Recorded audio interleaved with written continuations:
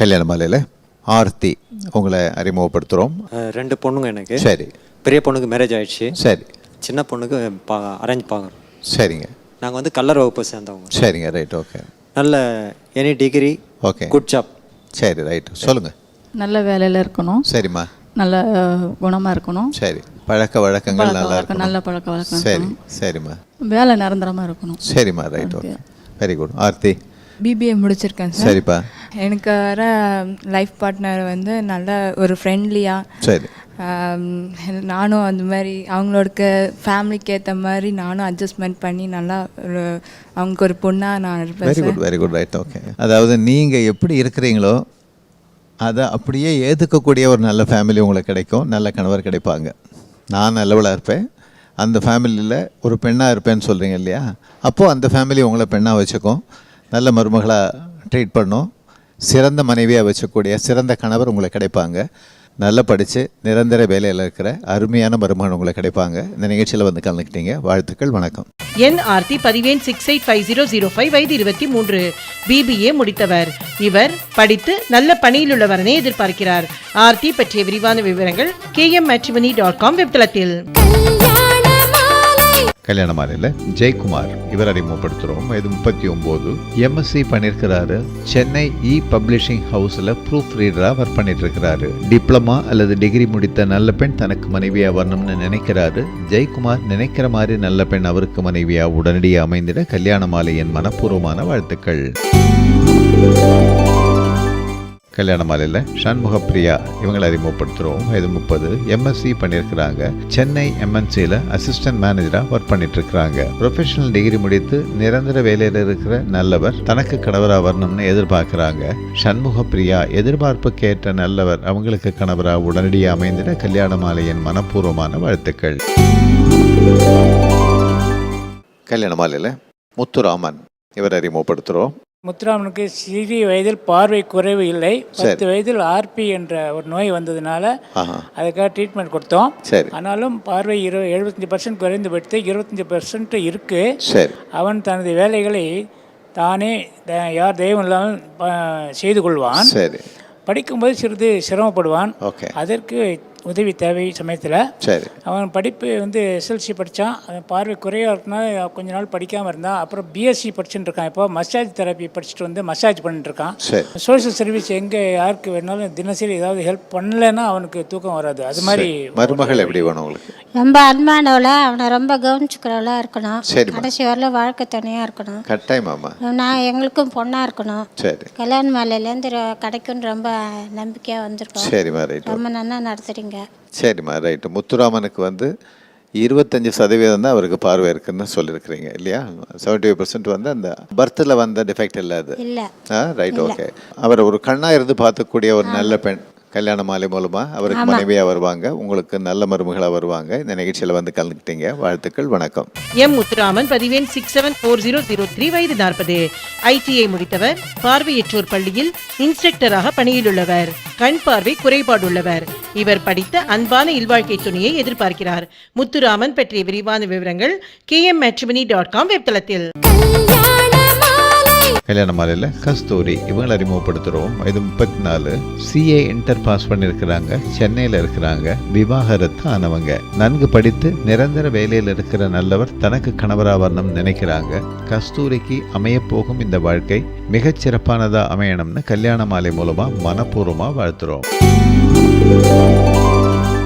கல்யாண மாலையில் பாலசுந்தரம் இவர் அறிமுகப்படுத்துகிறோம். வயது 32, ஸ்கூல் ஃபைனல் முடிச்சிருக்கிறாரு. சேலம் கோவிலில் அர்ச்சகர் பணியில் இருக்கிறாரு. ஓரளவு படித்த நல்ல பெண் தனக்கு மனைவியாக வரணும்னு எதிர்பார்க்கிறாரு. பாலசுந்தரம் எதிர்பார்ப்புக்கேற்ற நல்ல பெண் அவருக்கு மனைவியாக உடனடியாக அமைந்திட கல்யாண மாலையின் மனப்பூர்வமான வாழ்த்துக்கள்.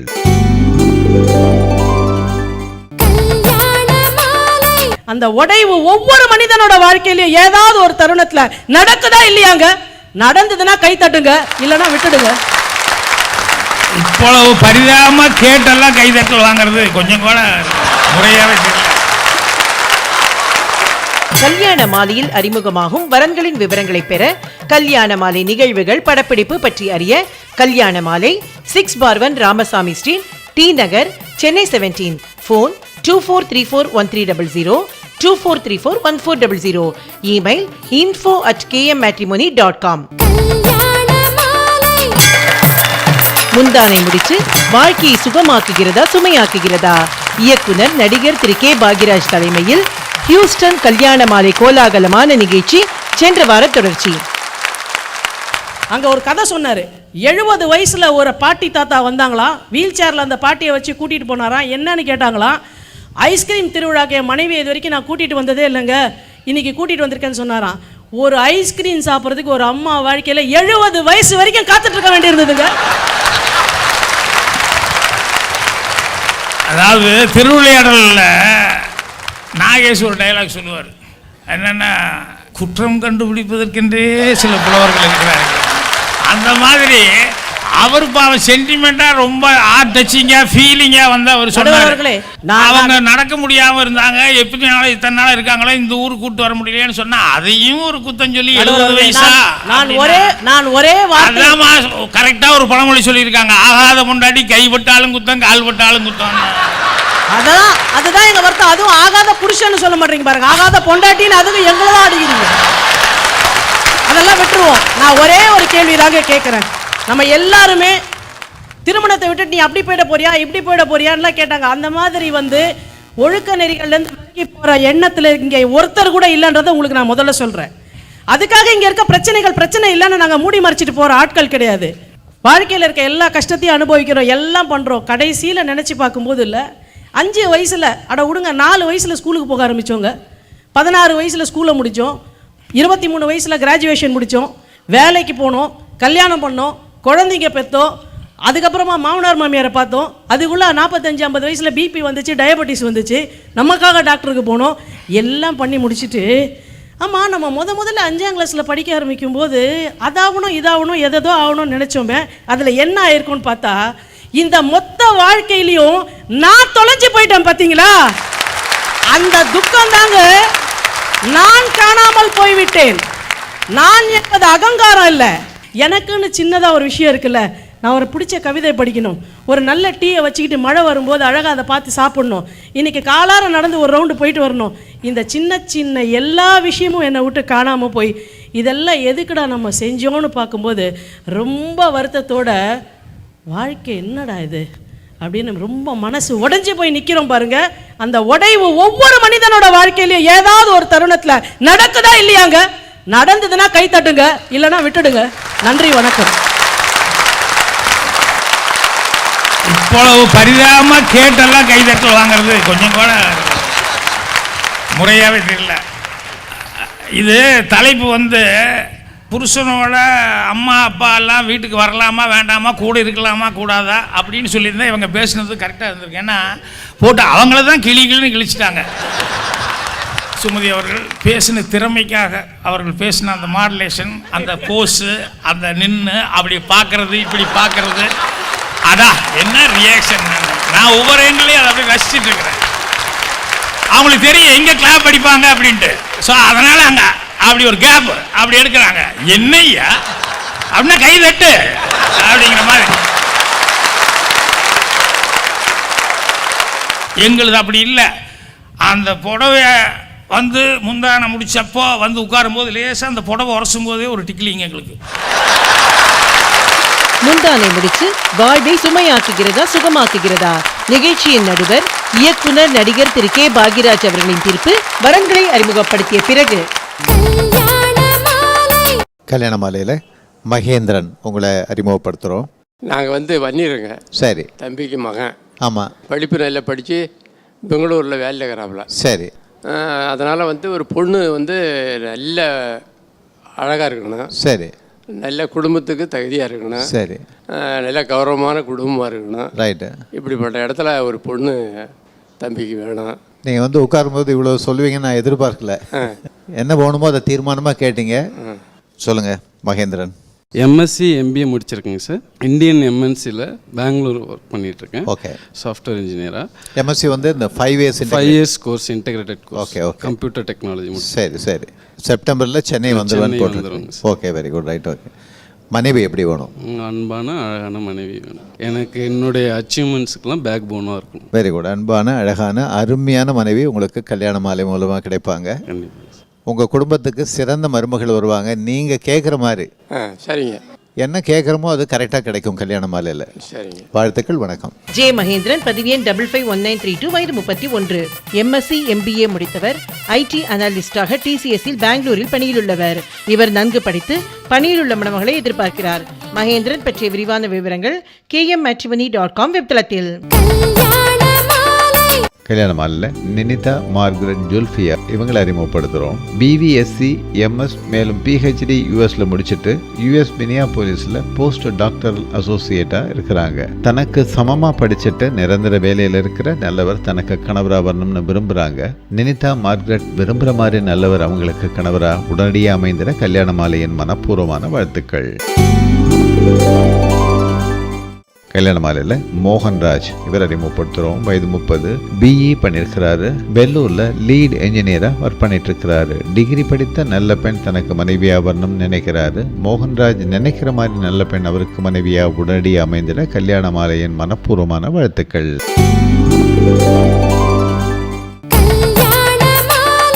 கல்யாண மாலையில் டாக்டர் செந்தில்குமார் இவர் அறிமுகப்படுத்துகிறோம். கல்யாண மாலை மோகன் சார் ஒரு 2 லட்சம் கல்யாணத்தை நடத்தி வச்சிருக்காரு. இன்னும் மேலும் அவர் நடத்தி வைக்கணும். அதனால் அவர் ரொம்ப பாராட்டத்துக்குரியவர். சரி. நான் வி சுப்பிரமணி, நான் ரிட்டையர்ட் டெப்டி கலெக்டர். சரி. எனக்கு 2 சன்னு, ஒரு டாக்டரு. இவர் பெரியவர். ஓகே. இவர் MS படித்து ஆர்த்தோ பண்ணிட்டு இருக்காரு. சரிங்க. கவர்மெண்ட்டில் வேலை பார்க்குறாரு. ஓகே. நல்ல அலையன்ஸ் கிடைக்கிறதுக்கு கல்யாண மாலை எங்களுக்கு அதை நிறைவேற்றி வைக்கணும். டாக்டர் அலையன்ஸாக எங்களுக்கு தேவைப்படுது. சரி. ஷெட்யூல்டு காஸ்ட் இந்திய ஆதிராட கம்யூனிட்டி சார். சரி சரி. எனக்கு இன்னொரு சன் இருக்காரு. அவர் பல்கேரியாவில் டாக்டராக இருக்காரு. ஓகே. எங்கள் டாக்டர் வந்து கம்ப்யூட்டர் இன்ஜினியர். அவங்களுக்கு கல்யாணம் ஆகிடுது. ஓகே. அதனால் என் சன்னுக்கு எங்கள் குடும்பத்துக்கு ஏற்ற மாதிரி அனுசரித்து போகிற மாதிரி ஒரு டாக்டர் அலையன்ஸ். நிச்சயமாக நீங்கள் கேட்குற மாதிரி ஒரு நல்ல பெண் டாக்டர் செந்தில்குமாருக்கு மனைவியாக உங்களுக்கு அருமையான மருமகளாக வந்து அமைவாங்க. இந்த நிகழ்ச்சியில் வந்து கலந்துக்கிட்டீங்க. வாழ்த்துக்கள். வணக்கம். டாக்டர் எஸ் செந்தில்குமார், பதிவு எண் 579853, வயது 40, MBBS MS முடித்து அசிஸ்டன்ட் சர்ஜனாக அரசு மருத்துவமனையில் பணியிலுள்ளவர். இவர் டாக்டர் பணியில் உள்ள மணமகளை எதிர்பார்க்கிறார். செந்தில்குமார் பற்றிய விரிவான விவரங்கள் kmmatrimony.com வெப்தளத்தில். கல்யாண மாலையில் அறிமுகமாகும் வரன்களின் விவரங்களை பெற கல்யாண மாலை நிகழ்வுகள் படப்பிடிப்பு பற்றி அறிய கல்யாண மாலை 6/1 ராமசாமி ஸ்ட்ரீட், T நகர், சென்னை 17. ஃபோன் 24341300, 24341400. Email info@kmmatrimony.com.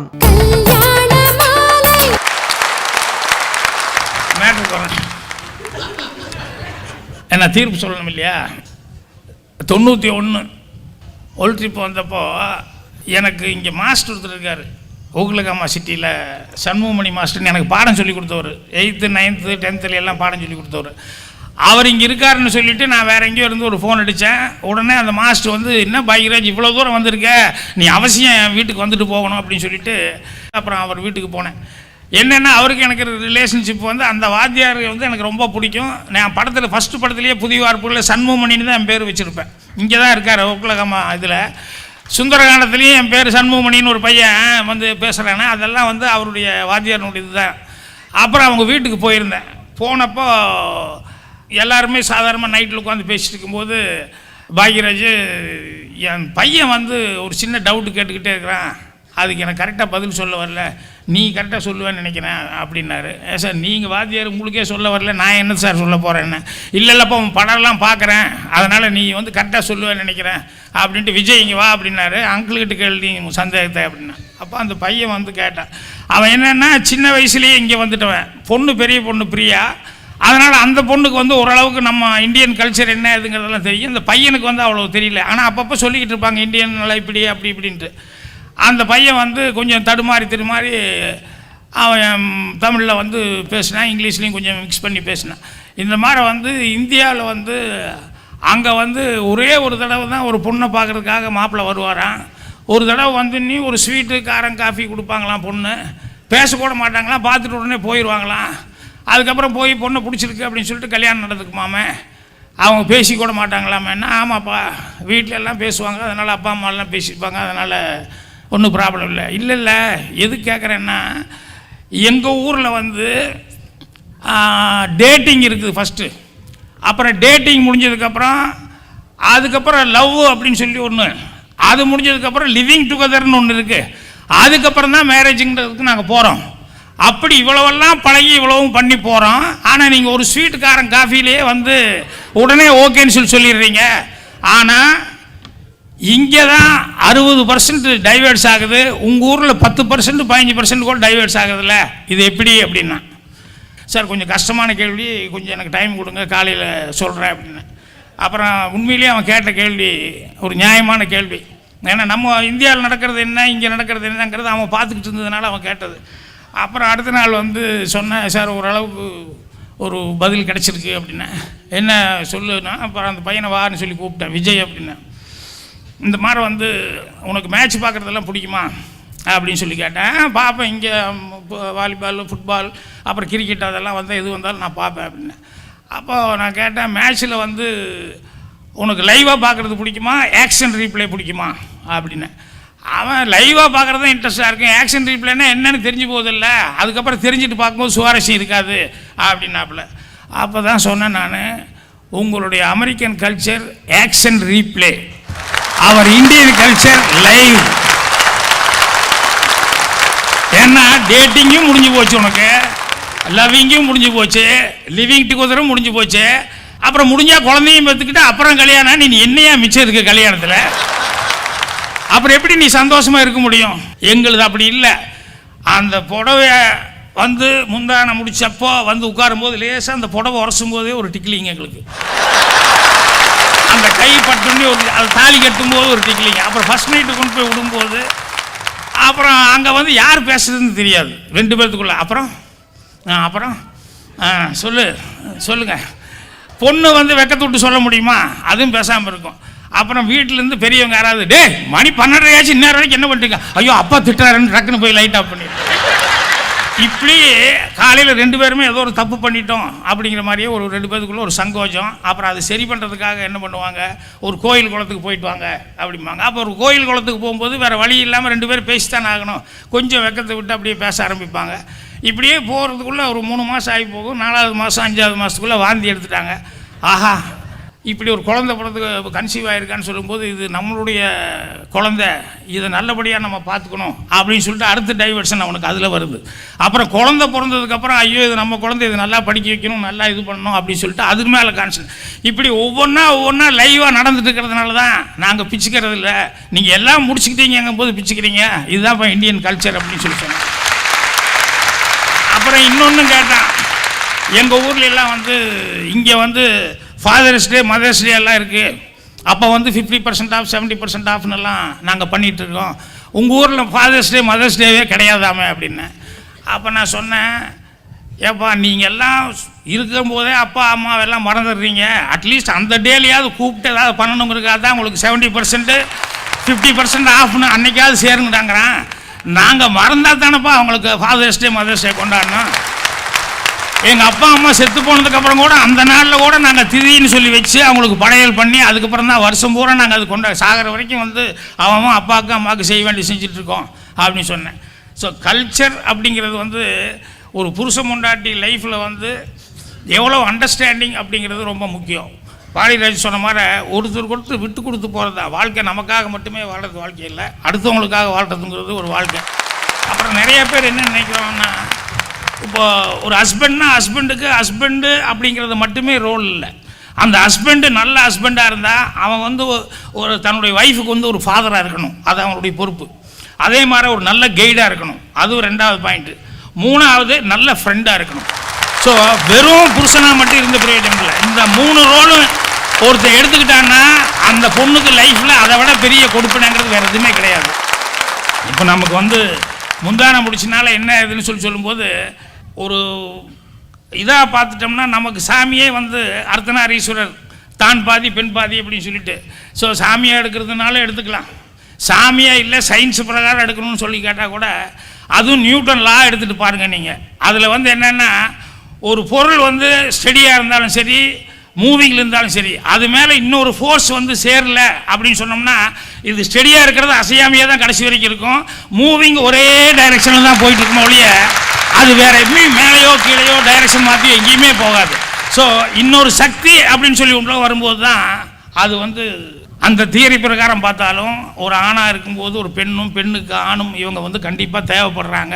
அதுதான் மன வாழ்க்கை. அந்த மன வாழ்க்கை வந்து இப்படி நான் சொல்கிற மாதிரி புருஷனுக்கும் வந்து அந்த 3 ரோல் எடுத்துக்கிட்டு அவன் செய்கிற மாதிரி இருக்கணும். இப்போ ஜென்ரலாக வந்து நம்ம என்ன சொல்கிறோம், மானத்தை காக்கிறது அப்படின்னு சொல்லி சொன்னோம்னா ஆடை, ஒரு மனிதனுக்கு மானத்தை விட உயிரை விட பெருசானது மானம்னு சொல்லி சொல்கிறோம். அந்த மானத்தை காக்கிறது என்ன, ஆடை. அந்த ஆடை ஊசி நூல் சேர்ந்தால் தான் அந்த ஆடை வரும், இல்லைன்னா ஊசி நூல் சேர்ந்தேன்னா வரவே வராது. அதனால் திருமண வாழ்க்கையில் நமக்கு வந்து கண்டிப்பாக எல்லாத்துக்கும் எல்லா சந்தோஷமும் கிடைச்சிட்டு தான் இருக்குது. அதனால் முந்தான முடிச்சு தப்பு இல்லை. முந்தான முடிச்சுங்கிறது ஸ்ட்ராங்கான ஒரு இது. அது வந்து நம்ம வாழ்க்கையில் வந்து ஒரு முழுமையான ஒரு சமாச்சாரம். அதனால் முந்தான முடிச்சு வாழ்க்கைக்கு தேவை அப்படின்னு சொல்லி நான் பேசுகிறேன்.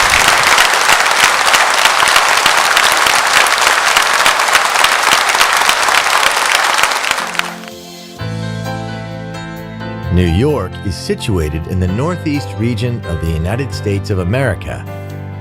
Over 8 million people call the Big Apple home, and the city attracts up to 50 million visitors a year.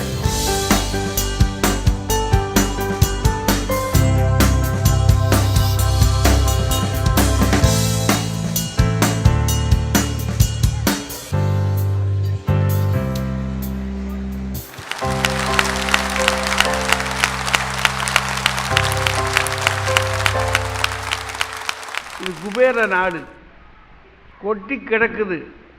62 ரூபா இந்தியா கொடுத்தா தான் இவங்க 1 ரூபா கொடுப்பாங்க. உலகின் பொருளாதார தலைநகர் நியூயார்க்கில் பேராசிரியர் சாலமன் பாப்பையா தலைமையில் சிறப்பு பேச்சாளர்களாக திருமதி பாரதி பாஸ்கர், திரு ராஜா பங்கேற்கும் கல்யாண மாலை கோலாகலமான நியூயார்க் நிகழ்ச்சி அடுத்த வாரம்.